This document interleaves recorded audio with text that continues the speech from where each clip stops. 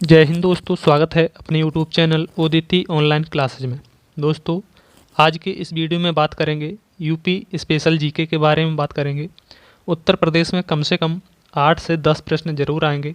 आप वीडियो को अंत तक जरूर देखिए। अगर हमारे साथ पहली बार जुड़ रहे हैं तो चैनल को सब्सक्राइब करके नोटिफिकेशन को ऑन जरूर कर लीजिए, क्योंकि यूपी स्पेशल से जितने भी इम्पोर्टेंट क्वेश्चन बनेंगे आप तक सभी के सभी क्वेश्चन आपको प्रोवाइड किए जाएंगे। तो देखिए, शुरुआत कर लेते हैं पहले क्वेश्चन से। अगर आपको किसी भी प्रश्न का जवाब पता है तो आप अपना जवाब कमेंट बॉक्स में शेयर कर सकते हैं। देखिए, उत्तर प्रदेश के किस जिले में सर्वाधिक वन प्रतिशत है, यानी कि सबसे ज़्यादा वन किस जिले में पाया जाता है? तो इसका राइट आंसर हो जाएगा ऑप्शन नंबर डी। कौन सा हो जाएगा? ऑप्शन नंबर डी, भदोही में सबसे यानी कि कम वन प्रतिशत पाया जाता है। अगर आपसे पूछा जाए कि सर्वाधिक कहाँ पर पाया जाता है, तो सर्वाधिक पाया जाता है सोनभद्र में। कहाँ पर? सोनभद्र में सर्वाधिक वन पाया जाता है। अगर आप भारत में पूछे कि भारत में सर्वाधिक वन कहाँ पाए जाते हैं, तो फिर हो जाएगा एमपी, यानी कि मध्य प्रदेश में सर्वाधिक वन पाए जाते हैं। दूसरे स्थान पर यूपी में कौन सा है? दूसरे स्थान पर है लखीमपुर खीरी। कौन सा है? लखीमपुर खीरी है दूसरे स्थान पर। और देखिए, सबसे कम वन भदोही जनपद में है। कहाँ पर है? सबसे कम कहाँ है? भदोही जनपद में है। और उत्तर प्रदेश में वन क्षेत्र कुल भौगोलिक क्षेत्र का लगभग 6.88% है। कितना है? 6.88% है। अगला प्रश्न देखिए। अगला प्रश्न है, उत्तर प्रदेश के किस नगर को पीतल की नगरी कहा जाता है? अगर आपको इसका जवाब पता है तो कमेंट बॉक्स में ज़रूर बताइए कि उत्तर प्रदेश में मेटल नगरी किसे कहा जाता है, या पीतल नगरी या धातु नगरी किसे कहा जाता है? तो इसका राइट आंसर हो जाएगा ऑप्शन नंबर डी, मुरादाबाद। किसे कहा जाता है? मुरादाबाद को पीतल की नगरी कहा जाता है। जबकि पीतल की मूर्तियाँ कहाँ की प्रसिद्ध हैं? पीतल की मूर्तियाँ हैं मथुरा की प्रसिद्ध। कहाँ की हैं? मथुरा की। बर्तनों का शहर कहा जाए तो फिर मुरादाबाद होगा। देखिए, और इसी में सुहाग नगरी या चूड़ी का निर्माण या चूड़ी नगरी किसे कहा जाता है? तो फिरोजाबाद को। किसे? फिरोजाबाद को। ताला नगरी अलीगढ़ है, और संगम नगरी प्रयागराज। आप सभी को पता होगा। चाकू कहाँ की है? चाकू रामपुरी चाकू बहुत ही प्रसिद्ध है। अगला क्वेश्चन देखिए। अगला क्वेश्चन है कि उत्तर प्रदेश का भारत के चावल उत्पादक राज्यों में कौन सा स्थान है? चावल में कौन सा स्थान है? तो आपको देखिए पता होगा कि उत्तर प्रदेश का चावल उत्पादन में द्वितीय स्थान है। किसका? अपने यूपी का। कौन सा स्थान है? दूसरा स्थान है। पहले नंबर पर कौन है? पहले नंबर पर है पश्चिम बंगाल। कौन सा है? पहले नंबर पर है पश्चिम बंगाल। दूसरे स्थान पर कौन सा है? दूसरे स्थान पर है पश्चिम बंगाल, यानी कि उत्तर प्रदेश। जबकि जूट में, जूट होता है जो, जूट उत्पादन में प्रथम राज्य है पश्चिम बंगाल। तो इसका राइट आंसर हो जाएगा ऑप्शन नंबर बी, कि उत्तर प्रदेश का चावल उत्पादक राज्यों में उत्तर प्रदेश का दूसरा स्थान है। अब क्वेश्चन में एक बदलाव हुआ है, यानी कि उत्तर प्रदेश किस चीज़ में आगे, यानी कि दूध में प्रथम था। किस में? दूध में फर्स्ट नंबर था, लेकिन अब फर्स्ट में कौन हो गया? राजस्थान हो गया। कौन है? राजस्थान। दूध सर्वाधिक कहाँ है? राजस्थान। पहले कौन था? यूपी था, अब दूसरे में राजस्थान हो गया है। अगला क्वेश्चन है दोस्तों। अगला क्वेश्चन है कि उत्तर प्रदेश राज्य ललित कला अकादमी कहाँ स्थित है? तो ये है लखनऊ में स्थित। कहाँ पर है? लखनऊ में स्थित है ललित कला अकादमी। देखिए, इसकी स्थापना 8 फरवरी 1962 को हुई थी, और यह लखनऊ में स्थित है। कहाँ पर है? लखनऊ में। अगर आपसे पूछा जाए कि दलहन अनुसंधान केंद्र कहाँ पर है, तो दलहन अनुसंधान केंद्र है कानपुर में, और चीनी अनुसंधान केंद्र है कानपुर में। गन्ना अनुसंधान संस्थान, देखिए गन्ना अनुसंधान संस्थान कहाँ है? लखनऊ है, जबकि चीनी अनुसंधान कानपुर है। आप इसमें कंफ्यूज नहीं होइए, चीनी है कानपुर और गन्ना है लखनऊ। अगला प्रश्न देखिए। अगला प्रश्न है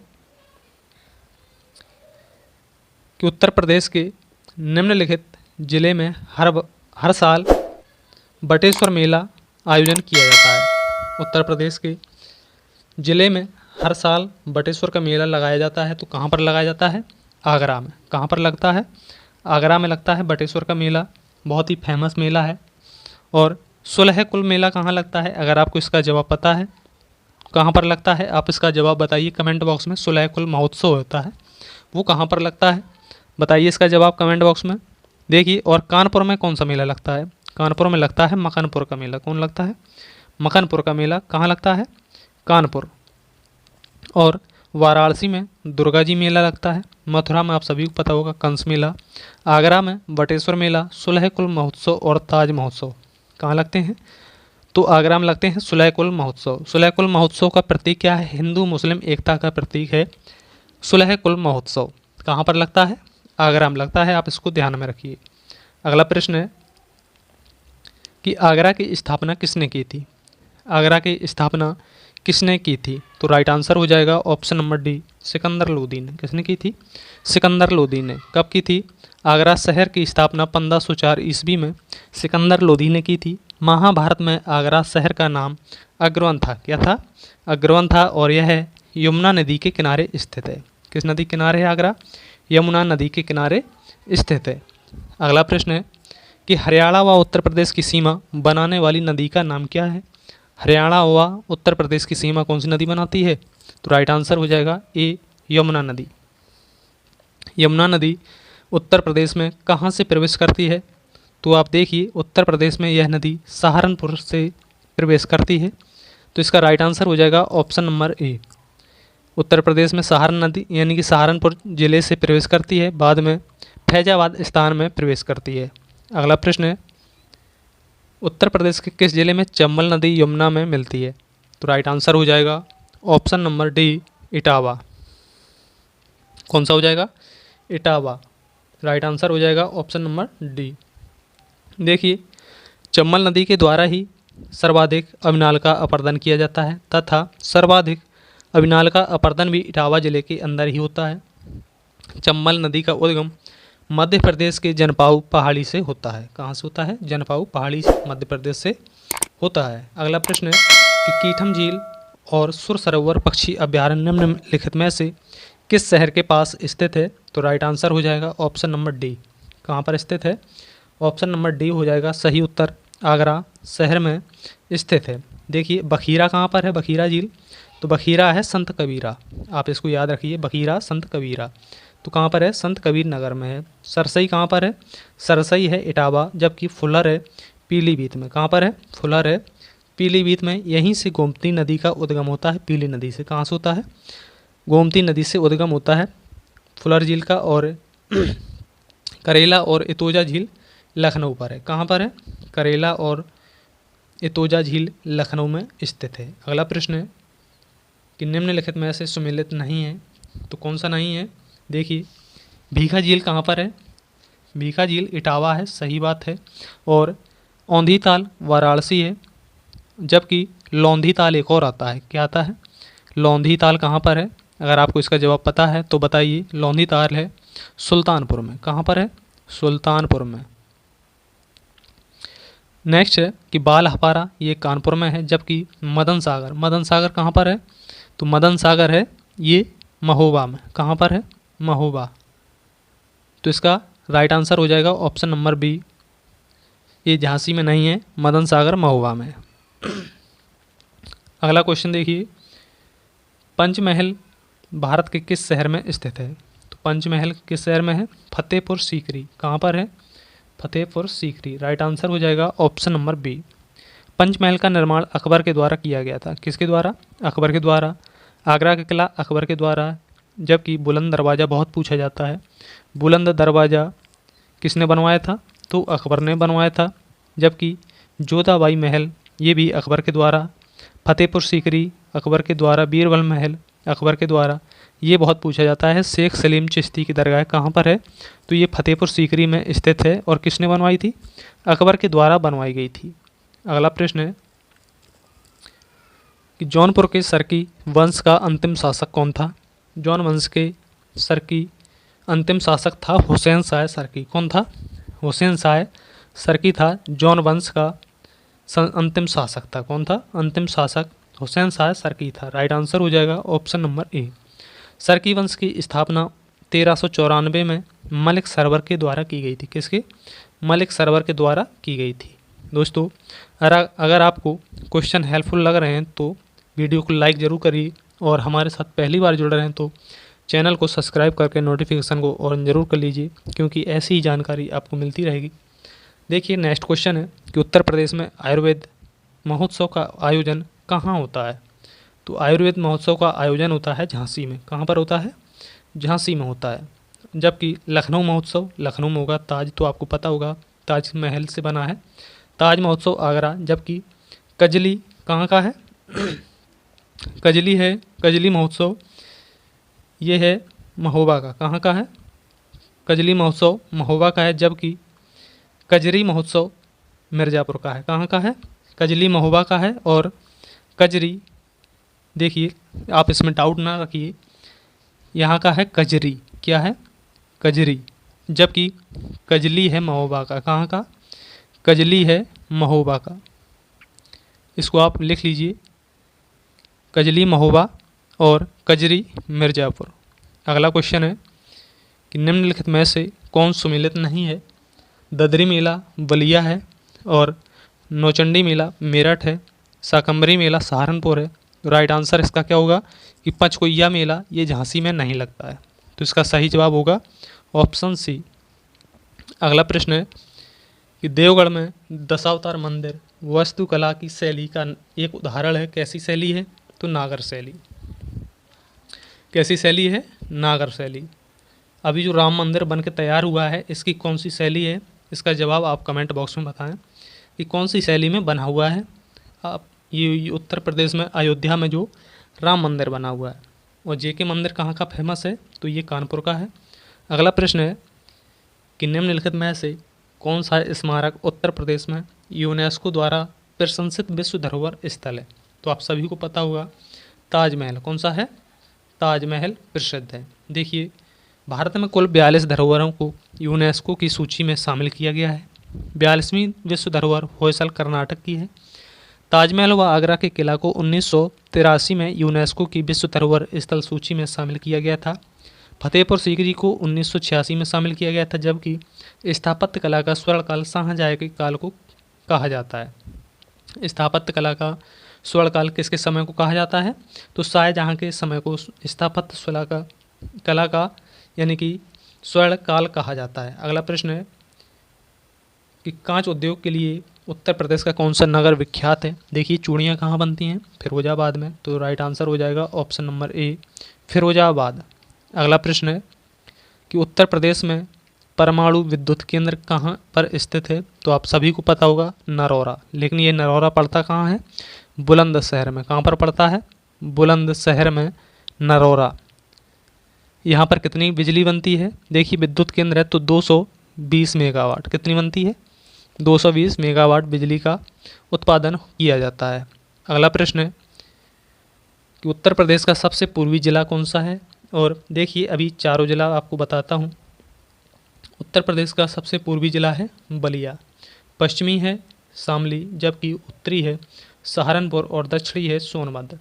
अगर आपसे कहा जाए कि उत्तर प्रदेश की लंबाई और चौड़ाई कितनी है, तो लंबाई देखिए इसकी है 650 किलोमीटर है, जबकि चौड़ाई 240 किलोमीटर है। कितनी है? 240 किलोमीटर। अगला प्रश्न है उत्तर प्रदेश की सबसे कम सीमा किस राज्य के साथ साझा करता है? तो राइट आंसर हो जाएगा option number D, Himachal Pradesh. कौन सा राज्य है? हिमाचल प्रदेश। किस जिले के साथ सीमा साझा करता है? तो ये करता है सहारनपुर के साथ। कहाँ पर करता है? सहारनपुर के साथ सीमा साझा करता है। राइट आंसर हो जाएगा option number D. Uttar Pradesh की सीमा 8 राज्य प्लस 1 केंद्र शासित प्रदेशों के साथ एक देश के साथ सीमा लगती है। वो देश कौन सा है? नेपाल। सर्वाधिक सीमा मध्य प्रदेश के साथ साझा करता है। कुल कितने? 11 जिले, जबकि सबसे कम हिमाचल प्रदेश कुल 1 जिला के साथ यानी कि सहारनपुर के साथ सीमा साझा करता है। अगला प्रश्न है कि उत्तर प्रदेश का जनसंख्या घनत्व कितना है? तो उत्तर प्रदेश का जनसंख्या घनत्व है 829 व्यक्ति वर्ग किलोमीटर। इसका मतलब क्या है कि 829 व्यक्ति 1 वर्ग किलोमीटर में रहते हैं। देखिए 2011 की जनगणना के अनुसार भारत का जनसंख्या घनत्व 382 व्यक्ति वर्ग किलोमीटर था। उत्तर प्रदेश का घनत्व, ये जनगणना अभी 2011 के अनुसार ही चल रही है, तो उत्तर प्रदेश का जनसंख्या घनत्व 829 व्यक्ति वर्ग किलोमीटर है। यूपी में सर्वाधिक जनसंख्या घनत्व गाजियाबाद में। और आपसे पूछा जाए कि सबसे कम कहाँ पर है घनत्व, तो फिर हो जाएगा ललितपुर। कहाँ पर है? ललितपुर। अगला प्रश्न है कि उत्तर प्रदेश का यानी कि लखनऊ को उत्तर प्रदेश की पूर्ण राजधानी का दर्जा कब दिया गया है? तो इसका राइट आंसर हो जाएगा ऑप्शन नंबर बी, 1935 में। कब? 1935 में। देखिए 1936 से 1800 यानी कि 1836 से 1858 तक यूपी की राजधानी आगरा रही है, परंतु 1858 से 1921 तक यूपी की राजधानी प्रयागराज रही है, जबकि 1921 से 1935 तक यूपी की आंशिक राजधानी है जो लखनऊ कंटिन्यू है। तो परंतु 1935 से लखनऊ को यूपी की पूर्णतः राजधानी घोषित कर दिया गया है। अगला प्रश्न है कि दुधुआ राष्ट्रीय उद्यान प्रदेश के किस जनपद में स्थित है? दुधुआ है लखीमपुर खीरी में। कहाँ पर है? लखीमपुर खीरी में दुधुआ राष्ट्रीय उद्यान है। लखीमपुर खीरी में ही किशनपुर वन्यजीव अभयारण्य भी स्थित है। अगला प्रश्न है कि प्रदेश का सबसे बड़ा वन्यजीव विहार कौन सा है? देखिए नेक्स्ट है कि प्रदेश का सबसे बड़ा वन्यजीव विहार कौन सा है? तो आप सभी को पता होगा हस्तिनापुर। कौन सा है? हस्तिनापुर। ये कहाँ पर पड़ता है? मेरठ में पड़ता है हस्तिनापुर। देखिए चंद्रप्रभा चंदौली में है, किशनपुर लखीमपुर खीरी है, हस्तिनापुर मेरठ मुजफ्फरनगर बिजनौर, ये 3 जिलों में फैला हुआ है हस्तिनापुर वन्यजीव अभयारण्य। और रानीपुर ये अभी हाल ही में बना हुआ है, नया है, तो आप इसको याद रखिए, चित्रकूट में स्थित है। यूपी का सबसे छोटा वन्यजीव विहार महावीर स्वामी वन्यजीव विहार ललितपुर में स्थित है। अगला प्रश्न है कि उत्तर प्रदेश में जवाहर तारामंडल कहाँ स्थित है? तो बताइए इसका राइट आंसर कौन सा होगा? ऑप्शन नंबर सी हो जाएगा सही उत्तर, प्रयागराज। कहाँ पर है? प्रयागराज में स्थित है। देखिए यूपी के कुल 4 तारामंडल नक्षत्रशाला हैं। जवाहर तारामंडल है, जबकि ये कहाँ पर है? जवाहर तारामंडल प्रयागराज में है। भीमराव अम्बेडकर तारामंडल रामपुर, इंदिरा गांधी तारामंडल लखनऊ और वीर बहादुर तारामंडल गोरखपुर में स्थित है। अगला प्रश्न है कि निम्नलिखित में से कौन से स्थान पर कुंभ मेला नहीं लगता है? तो आप सभी को पता होगा कहाँ कहाँ मेला लगता है। देखिए आपको इसकी एक ट्रिक बताते हैं। पहुना, क्या? पहुना। देखिए कहाँ कहाँ लगते हैं, तो ये हो जाएगा प्रयागराज, ऊ से हो जाएगा उज्जैन, और हा से हो जाएगा हरिद्वार, और ना से हो जाएगा नासिक। तो इन 4 जगहों में कुंभ मेला लगता है। अब इनमें से कहाँ नहीं लगता है वो आप खुद ही देख पा रहे होंगे कि वाराणसी में कुंभ मेला नहीं लगता है। तो देखिए उज्जैन किस नदी के किनारे बसा हुआ है? ऐसा प्रश्न कई बार आ चुका है, तो शिप्रा नदी के किनारे बसा हुआ है। इलाहाबाद में आप सभी को पता होगा गंगा नदी के किनारे संगम भी है। हरिद्वार गंगा नदी और नासिक गोदावरी नदी के किनारे स्थित है। नेक्स्ट प्रश्न है कि निम्नलिखित में से बुंदेलखंड का लोकप्रिय गीत कौन सा है? तो आप सभी को पता होगा महोबा क्षेत्र से आला उदल कहाँ के थे? महोबा क्षेत्र से थे। तो ये महोबा जो जिला है कहाँ पर पड़ता है? तो ये बुंदेलखंड में ही पड़ता है। तो राइट आंसर हो जाएगा ऑप्शन नंबर बी। आपसे पूछ दिया जाए कि बरहुआ, बिरहा, फगुआ ये कहाँ का है? पूर्वांचल का है। आल्हा बुंदेलखंड का है, जबकि रस या झूला ये ब्रज क्षेत्र का है। लंगोरिया तो ये पश्चिमी यूपी यानी कि राजस्थान साइड का है। नेक्स्ट प्रश्न है कि निम्नलिखित में से उत्तर प्रदेश के किस जिले में भारत माता मंदिर स्थित है? देखिए भारत माता मंदिर एक ही मंदिर है, वो कहाँ पर है? वाराणसी में स्थित है। इकलौता भारत माता मंदिर है, वो कहाँ पर? वाराणसी यूपी में स्थित है। नेक्स्ट प्रश्न है प्रसिद्ध बांसुरी वादक हरिप्रसाद चौरसिया का जन्म कहाँ हुआ था? तो देखिए इनका जन्म कहाँ पर हुआ था? इलाहाबाद में हुआ था। कहाँ पर? लोकनाथ इलाहाबाद में हुआ था। इनका जन्म 1 जुलाई 1938 में इलाहाबाद के लोकनाथ में हरिप्रसाद चौरसिया का जन्म हुआ था। अगला प्रश्न है कि 2008 में भारत रत्न प्राप्त करने वाले पंडित भीमसेन जोशी ख्याल गायन के लिए लोकप्रिय थे और इन्हें किस घराने से संबंधित हैं? तो ये देखिए किस घराने से संबंधित है? किराना घराना से संबंधित है। कौन? पंडित भीमसेन जोशी। राइट आंसर हो जाएगा ऑप्शन नंबर बी। किराना घराना उत्तर प्रदेश की कैराल तहसील के अंदर आता है। पंडित भीमसेन जोशी को 2008 में भारत रत्न दिया गया था। ये ख्याल गायन से संबंधित है, आप इसको याद रखिए। नेक्स्ट प्रश्न है कि निम्नलिखित में से किस अवसर पर सोहर गीत का गायन किया जाता है? सोहर कब गाए जाते हैं? आप सभी को पता होगा बच्चे के जन्म पर सोहर गीत बुंदेलखंड क्षेत्र में गाया जाता है। कहाँ पर सोहर कहाँ गाया जाता है? बच्चे के जन्म दिवस पर गाया जाता है, जबकि फगुआ, बिरहा, विदेशिया ये पूर्वांचल में गाए जाते हैं। नेक्स्ट क्वेश्चन है कि उत्तर प्रदेश के किस जिले में नैनी सारंग तीर्थ स्थान अवस्थित है? तो ये है सीतापुर में। कहाँ पर है? सीतापुर में नैनीसारण स्थित है। ये क्वेश्चन 2022 में पैट में पूछा गया था कि नैनीसारण कहाँ पर स्थित है। पैट 2022 में पूछा गया था, तो आप इसको याद रखिए, हो सकता है आपकी बार यूपी पुलिस में पूछ दिया जाए। नेक्स्ट क्वेश्चन है कि हरदौल कथा विशेष रूप से कहाँ के लोकगीत हैं जो कि उत्तर प्रदेश एवं मध्य प्रदेश में फैले हुए हैं। तो ये हैं बुंदेलखंड क्षेत्र में, उत्तर प्रदेश में बुंदेलखंड क्षेत्र में फैले हुए हैं हरदौल के गीत। बुंदेलखंड क्षेत्र में कुल 13 जिले आते हैं। आपको पता होना चाहिए कि बुंदेलखंड क्षेत्र में कितने जिले आते हैं। उत्तर प्रदेश के कुल 7 जिले बुंदेलखंड में आते हैं और उत्तरी मध्य प्रदेश के 6 जिले शामिल हैं। तो कितने हो गए? 13 हो गए। तो बुंदेलखंड क्षेत्र में कुल कितने?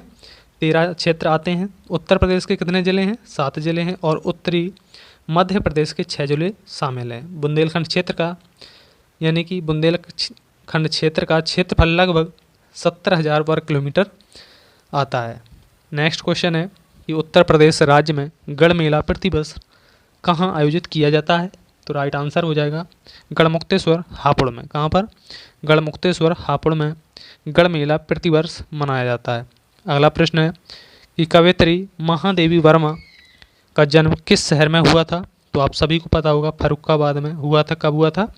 तो महादेवी वर्मा का जन्म 26 मार्च 1927 को फर्रुखाबाद में हुआ था। अगला प्रश्न है कि निम्नलिखित में से कौन सी अनुसूचित जनजाति बिजनौर जिले में निवास करती है। तो बिजनौर जिले में जो जनजाति है, कौन सी जनजाति निवास करती है, आपको पता होना चाहिए। बुक्सा जनजाति कहाँ पर निवास करती है? बुक्सा जनजाति कहाँ पर निवास करती है? तो बिजनौर में। जबकि माहीगीर बिजनौर में ही निवास करती है। बैगा कहाँ करती है? बैगा करती है बुंदेलखंड क्षेत्र में। कहाँ पर?